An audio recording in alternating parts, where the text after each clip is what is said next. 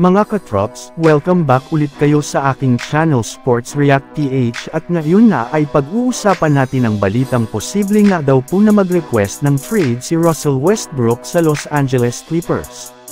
Pag-uusapan na rin nga natin ngayon dito sa ating panibagong video ang balitang may room spot pa nga daw po sa kupunan ng Los Angeles Lakers.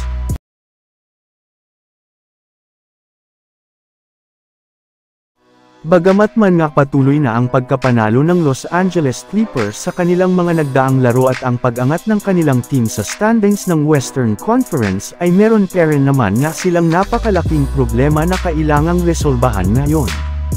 At iyon nga ay ang sunod-sunod na pag-struggle ni Russell Westbrook sa kanyang laro simula nang ibangko siya ng Clippers.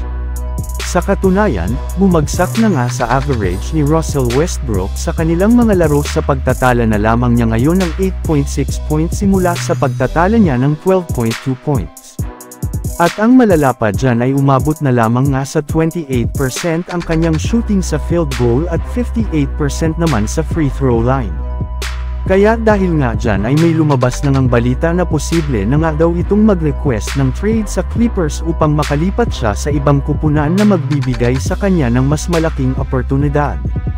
Pero bagamat man nga pwede talaga itong mangyari simula sa darating na December hanggang sa trade deadline ay mismo si Westbrook na rin naman nga ang kusang lumipat sa bench para maging epektibo ang kanilang bagong lineup. Isa pa, maganda rin naman nga ang ipinapakita ngayon ng Clippers sa kanilang mga nakalipas na laro kaya wala nga siyang sapat na rason para umalis sa kanilang kupunan. Samantala pumunta naman tayo sa ating sunod na pag-uusapan ngayon sa balitang may rumespot pa nga daw po sa kupunan ng Los Angeles Lakers.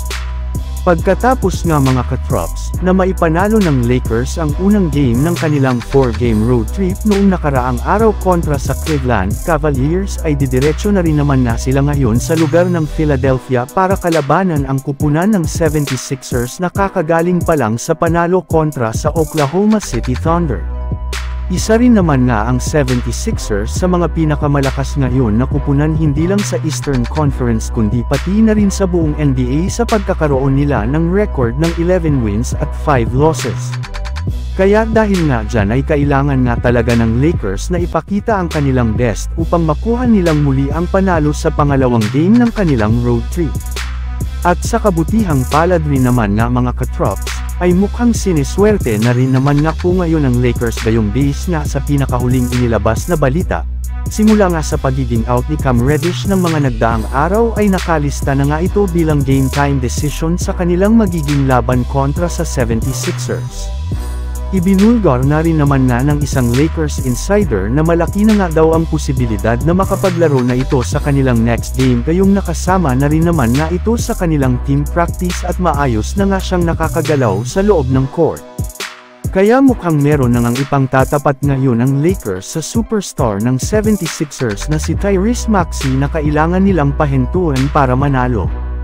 So yun lang nga mga katrops ang handog ko sa inyong storya ngayong araw. Sana nag-enjoy kayo. Please like and subscribe my YouTube channel Sports React PH para sa iba pang storya at update patungkol sa NBA. Kita-kits muli sa ating susunod na video.